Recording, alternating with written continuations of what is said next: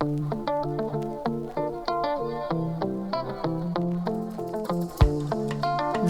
is A Common Pot, a podcast where we explore stories and recipes for social justice and systems change from around the world.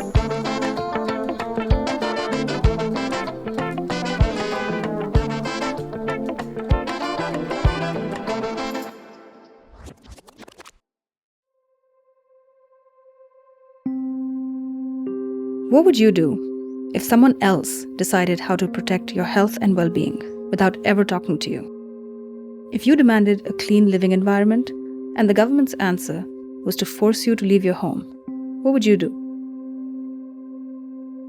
This is what happened in Argentina's Matanza-Riachuelo River Basin, one of the most contaminated waterways in Latin America. In 2010, around 63,000 people living within a section of the river basin got word that they were about to be resettled.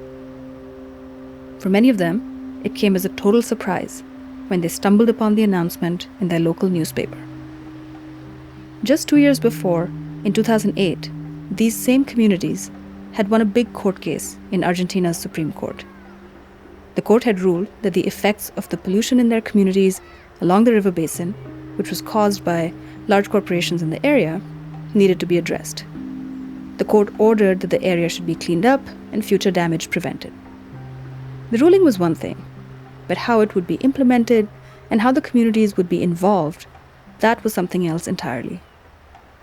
Just because a major ruling is handed down by the court, it doesn't mean that it will be implemented in the best interest of the communities who are most affected. And in 2010, 2 years after that Supreme Court order, those who were meant to benefit from it were now being displaced. Which leaves us asking a question that you will hear a lot throughout this series. How does a community preserve its right to determine its own destiny? Especially when decisions are being made without their input. In today's episode, our first episode, we're sharing the story of the Grassroots justice organization ACIJ and their work to establish and strengthen community participation in 2 informal settlements in Argentina, Via 2124, that's Town 2124 in English, and Via Inflamable, that's Inflammable Town in English. This is the story of the real work that happens after a big win.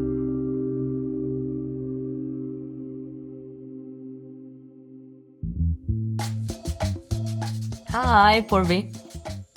Oh, we already messed that up. This is Catalina. I'm Catalina Marino. I work in ACIJ, the Civil Association for Equality and Justice.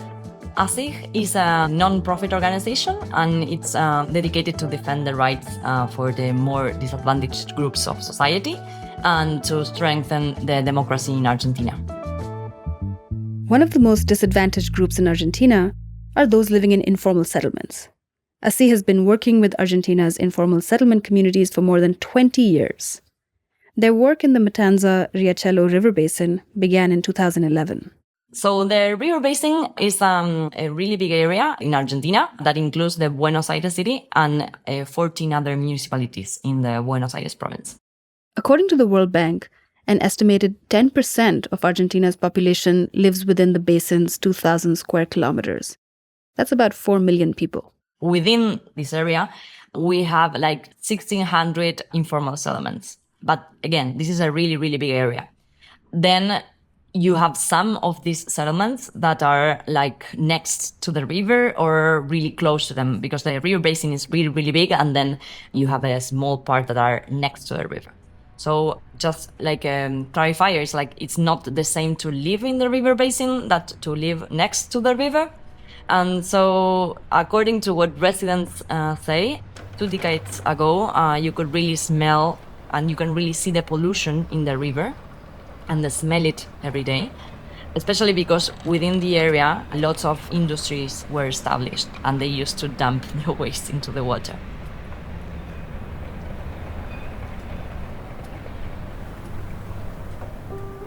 The 2 communities that we will be talking about today are Via Inflamable and Via 2124. Via Inflamable is right on the southeastern border of the city of Buenos Aires. Next door is one of the largest petrochemical compounds in the country. A little further inland from the mouth of the river is Via 2124. Via Inflamable is called inflammable, flammable in English, because there was a fire next to the river, to the port, like lots of decades ago. And they kind of stick with that name. The name kind of has negative connotation for some of the residents, because then it became associated with the pollution. For years, people in the informal settlement of Via Inflamable were getting sick constantly. And not just a flu or a cold. These were serious and sometimes irreversible health problems. Within the health center, they start identifying high levels of toluene and lead in blood. Lead is a poisonous heavy metal. Medical and public health experts agree that there's no such thing as safe levels of lead for the human body. It can cause serious health issues, especially in children and pregnant women. It can have irreversible effects on the neurological system. Once the damage is done, it cannot be undone. And in 2004, a woman named Beatriz Mendoza started taking note of these effects while she was working in Via Inflamable. She was a social worker working in Via Inflamable in a health center.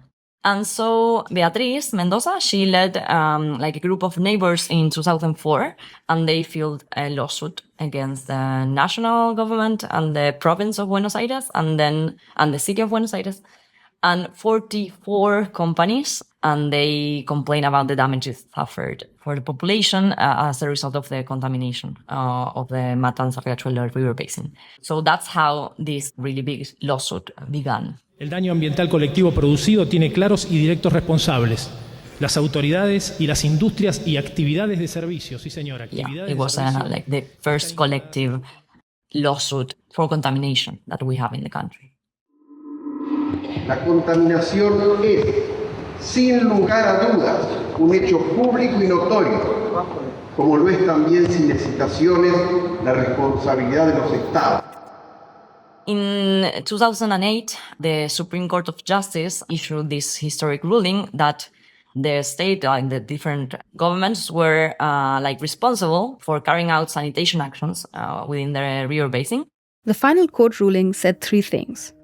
The quality of life had to be improved for people around the river basin, the environment had to be cleaned up and restored, and future damages needed to be prevented. Yeah, it was historical ruling because it was to understand that these different levels of states were responsible for protecting the environment and the residents.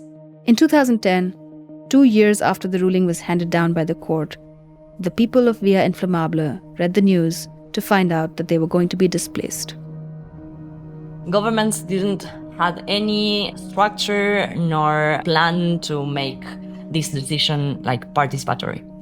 So what started to happen, especially in Via Inflamable, is that information never came from official government officials didn't go to the population to say that they were resettled. People realized that they had to move because of the newspapers. There was a kind of an agreement that said that every family living next to the river should be resettled, relocated from the original home because of pollution. The communities whose health and well-being were already deeply affected by the pollution of the area also had to upend their lives further. And they were expected to do so without any say in the matter. Out of the two settlements, Via Inflamable was the one that faced resettlement of the entire community. ACIJ, together with community leaders and the residents, tried to reason with local government officials about Via Inflamable. They tried to convince them that the community deserved to have information about the resettlement ahead of time, and that their input should be considered in any decision moving forward. They also tried to explain that this would be in the government's own best interest, because it would avoid complications with the resettlement later on. But the government wouldn't agree, and so ACIJ took action against the local government. And so eventually what we did was we filed a lawsuit. Another lawsuit, yes. to say that people in Inflamable, they had the rights to have like full understanding of what was happening, to have full information about the government plans, and to have a space where they could discuss, have a say, and even decide with the government where to move.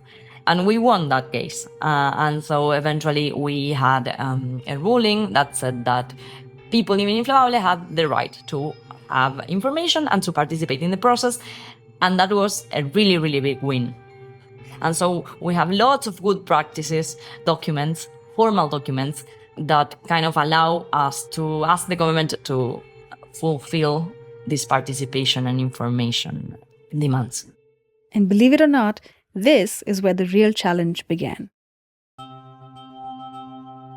Filing the lawsuit and winning was big, but it also meant that ACI now had to figure out how to make sure everyone involved walked the talk of community participation. Two big challenges came up.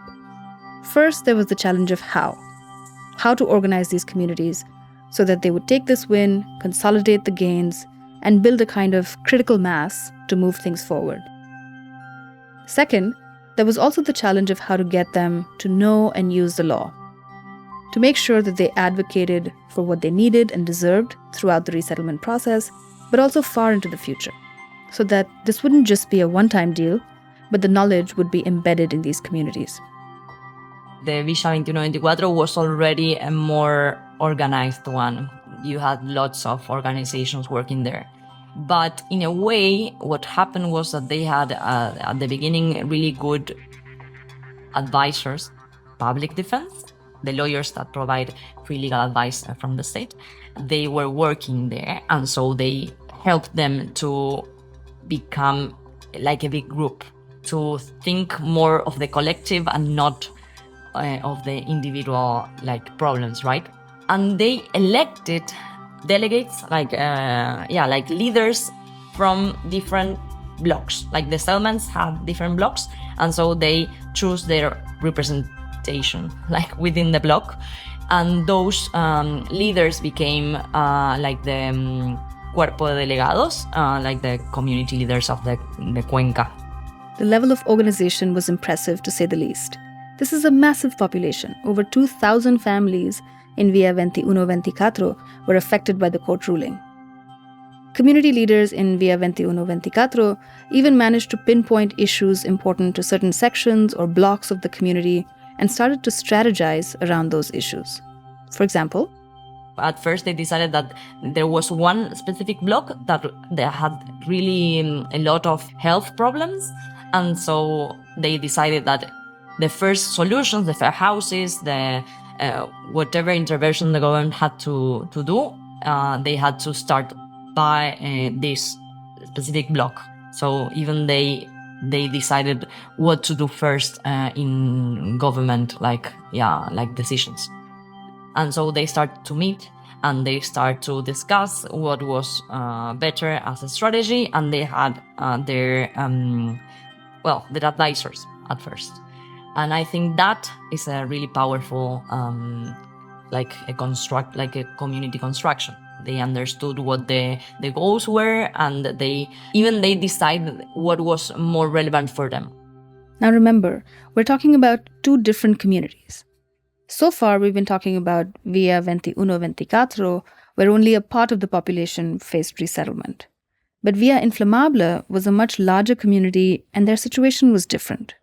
Villa Inflamable case was terrible because they being the government, they had decided that the whole settlement had to be resettled. So it was a really big resettlement process. Villa Inflamable needed more support, and so ACI worked with the community to help fill the gaps. They held workshops and legal empowerment courses to help the community understand their rights under the law, and then use the law to demand what they are entitled to.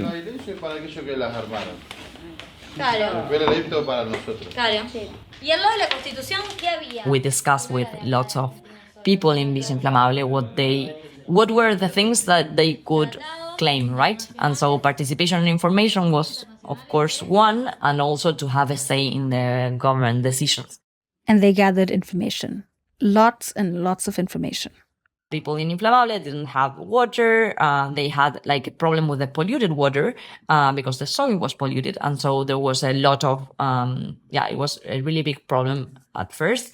Of course, they didn't have roads, pavimented roads. They didn't have like formal services, of course. And because they were to be resettled, the government didn't want to invest in formal infrastructure. So what we did was to understand what was the problem. We had our own information that we built with the neighborhood, and that was really strong to make the government at least to face the situation that the communities were facing, right? Through surveys and regular community meetings in Via Inflamable, ACI worked hard to engage the community to document and better understand their own case. It was a constant dance on two levels. On one level, ACI was working to convince the government to provide spaces for meaningful participation. On the other level, they were working to equip the informal settlement communities with tools and information that they needed to understand their rights and express their demands in the language of rights. And language is important. A lot of the time, marginalized communities come up against this problem of lack of fluency in the language of law. Building this fluency takes time. It takes years of studying to understand something that is inherently complicated. But one woman in Via Inflamable seemed to pick up the language. Her name is Claudia Espínola. How I know that participation has worked? The first thing that I think about is Claudia. If you search around YouTube, you'll find Claudia making her voice heard in front of the camera. She's confident.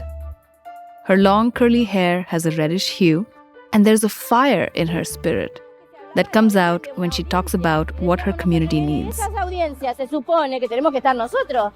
¿Quién era nuestra voz? ¿Quiénes nos representaban? En todo caso, saber eso. En el 2015. She has this legal rights discourse, really internalizing in her speech. And I think that way of expressing and also framing your demands are completely necessary to, it gives you more strength when you discuss with governments or with judges or with other public officers. When you see what she does now, in the neighborhood, you understand that she's been fighting for her neighborhood for more than 15 years. And everything that she does, she's a community leader and she develops lots of strategies to deal with everyday problems in the settlement. But as important as the leadership of individuals like Claudia is, organizing is about building collective power.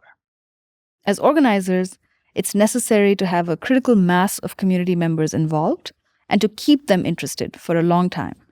This is not easy. So I think it's easier to make people be involved if they see what they have to gain. If not, if you say someone, okay, come here and I discuss with this and we'll be fighting for 15 years. Well, maybe it's not so easy, right? You will have some participation and you'll have some community leaders that will be involved, but they are not that's why they are leaders, or that's why there are some few people that are more willing to be part of those discussions, more strategic discussions and not so short-term with short-term benefits, right? Keeping a community engaged in processes of change is not easy. Results take time and people are busy. There are costs to participation. Participation is we said that people should participate, that the community should be be involved in every decision, and then what happens in informal settlements, at least in Argentina, but I think in every informal settlement, is that people have jobs and have lives and so you ask them to be completely involved in their government decisions, and so, but for free, because it's in their interest to be involved and to have a say in what they, in what things are the government doing in their neighborhoods. So the community roles now also, not only that you need to organize to get water or to get food or to take the children to school and to work your productive role, but also you need to accomplish your community role. And in that case, it means to be involved in what is happening in your settlement and do something about it. So yeah, it's the cost is high, and maybe if you don't see the benefit like right now, then, or maybe you've been fighting for 15 years, so now you want to rest, and I think that's kind of completely fair. There's no one recipe to solve all problems, right? You have to try like different strategies in different communities, and sometimes you got it right, and sometimes it's you don't. 2 years ago, in 2022, the government made an announcement.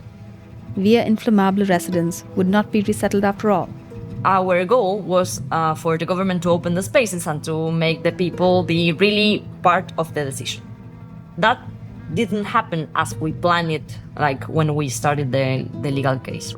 They decided that they will develop like a slum upgrading program in the settlement, so that people would stay in their homes. A new slum upgrading program meant that the community would remain in place. No one would be resettled. And this meant that ACIJ's entire strategy had to change too.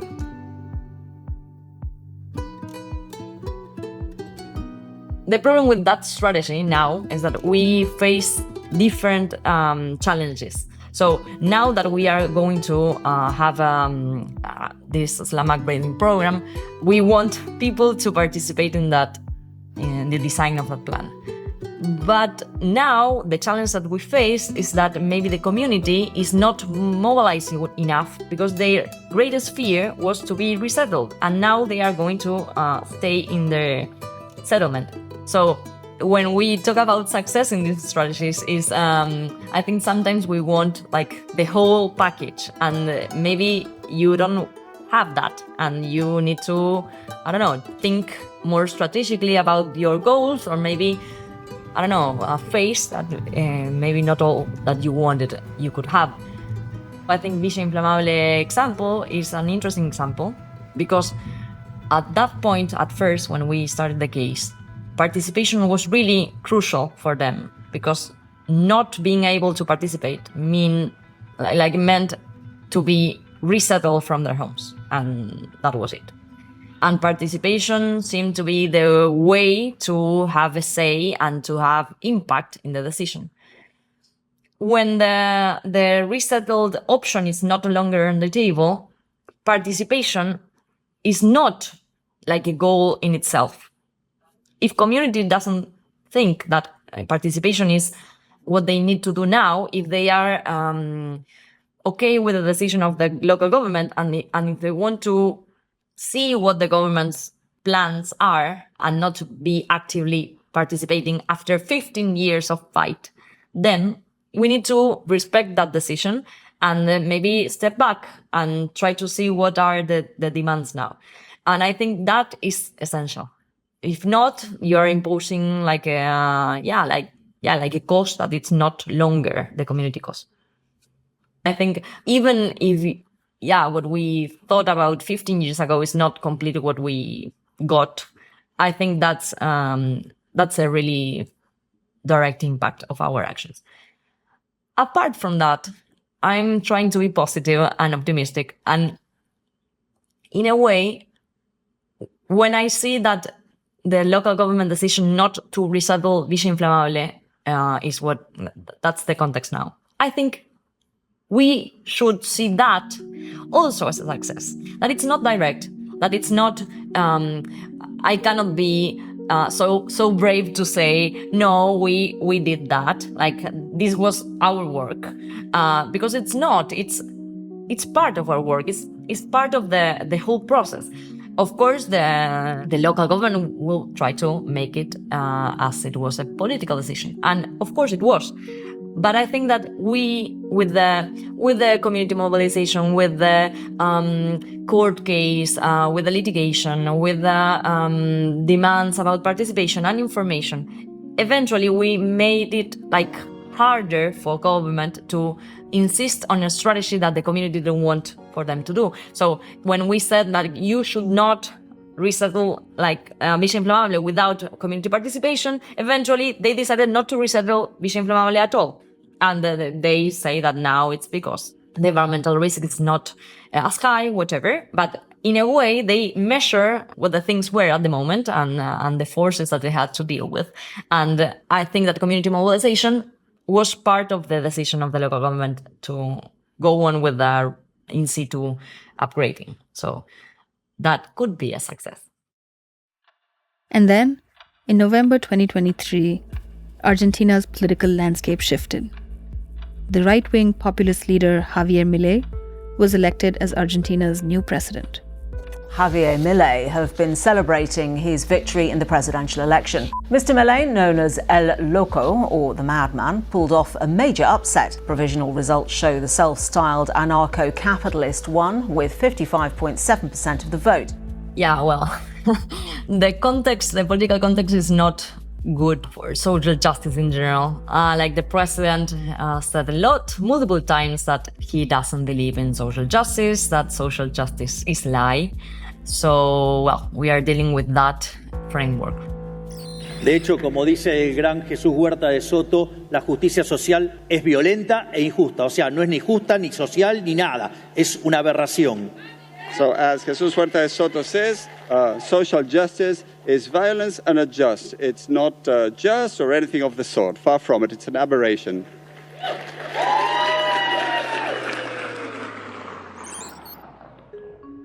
Remember that slum upgrading program that Catalina talked about earlier? The same program that was responsible for upgrading Via Inflamable now that it would not be resettled? That program is financed by the national government. And without national leadership that believes in social justice, it leaves a big question mark around what happens next. The stakes for development in this region are high. Since 2009, the World Bank has been a key investor in the Riachuelo System, something that they're calling a mega infrastructure project on their website. It's a big investment that will help implement the 2008 Supreme Court ruling and bring improved water and sanitation services for over 4 million people. The total amount that's being fronted by the World Bank to make this project happen? $1.2 billion. Yes, that's billion with a B. It's the World Bank's biggest investment in Latin America and the Caribbean to date. After the interview, we asked Catalina in an email exchange what she thought about this project. She said that they're afraid. Afraid that the government's decision to stop all public investment will translate to a suspension of this project. The success of the project also requires the Argentinian government to do its part. For example, the project may lay down pipes for water and sanitation, but does not always provide home connections. Catalina is worried that once the World Bank's funded portion of the project ends, the government could decide not to continue their part of the deal, the part that actually makes it possible for households to have access to a connection to the system. And thus, the Riachuelo system, the quote, mega project, could hit a dead end even before it's within reach of people's front doors. On the other hand, it's not only that we won't have the resources. That in itself, it's a lot. But also, we are dealing with public discourse that is not open to hear claims that are framed in the rights-based language. We will not be able to convince any government official that people have rights to do something because they are not they don't see reality through that lens. So it's not a good time. So what do you do? What do you do when you've spent so long giving social justice a concrete shape? On the one hand, building power in communities, and on the other hand, convincing the government that listening to community voices leads to better decisions. And after all that, the institutions completely abandon the language of social justice. One thing about Catalina and her colleagues at ACI is that they don't sit around and wait to see what happens next. Her team at ACI is trying to learn from others who might have their own experiences with closing democratic spaces and can teach them lessons on how to navigate this moment. The Grassroots Justice Network has become that critical space for learning. We were better off than other countries or other communities to fight for our rights. And the communities were they have these minimums of rights being respected. I think that now what I want to understand is how you could develop community mobilization in other contexts. Like when democracy is not like given, right? Or when retaliation could be more violent. Not to say that we are going in that direction, because I don't think that's where we are going. But what I think is we are now dealing with the political context that is not, again, open to some legal rights discourses, our language. And so I think we should learn from others and how to deal with that set of challenges. I don't know. I think for me, that would be promising. There is no recipe, like Catalina says. There is no one strategy that will guarantee community participation. But there are guiding values and principles that inform ACI and their work, that help them shift and readjust their strategy as the tide changes. Participation is one of the the core values, right? Like we are really convinced that in order to have like social urban justice, we need community participation, engagement, and not only because it's the right thing to do, but also because it is in the best interest of local governments, and public policy is better when reflect what community needs and desires also. So, of course, participation is like a center of our actions. But I think that what guides most of our strategies is, in a way, trying to understand what the community needs or what the community wants at some point. The future of Via 21-24 and Via Inflamable is unknown. But there is one thing we know. As long as there are the Claudias of the world, community members who know, use, and shape the law, community power will continue to grow. The fight may take years, but ultimately, community members will shape their own destiny. And so, the dance goes on.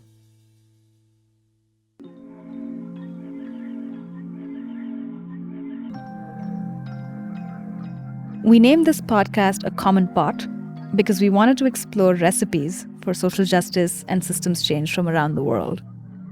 Talking to Catalina, it's clear that when it comes to community participation, there is no one recipe. Instead, you need to find different strategies for different contexts. Well, maybe that's the case, but what about actual recipes? We also asked Catalina what her favorite recipe is to cook. So we have a grill in the balcony. That's the most Argentinian that you could get, like a grill in the balcony, like in the building. I love that. My neighbor from upstairs, they won't be fun about the grill in the balcony, I think. This episode was produced by me, Poorvi Chitalkar. Our managing producer is Jackie Sofia. Audio engineering and sound design by Mohammad Kraizat. Editorial support by Martha Almela Menhon, Maria Atuesta, and the Namati communications team. Additional support by Anuradha Joshi. And a very special thanks to Catalina, Marino, and ACI for sharing their story. A Common Pot, Stories of Grassroots Justice, is a production of Namati and the Grassroots Justice Network. To join the network, head to grassrootsjusticenetwork.org and follow us on social media. On YouTube, X, formerly Twitter, and Facebook at GrassrootsJN.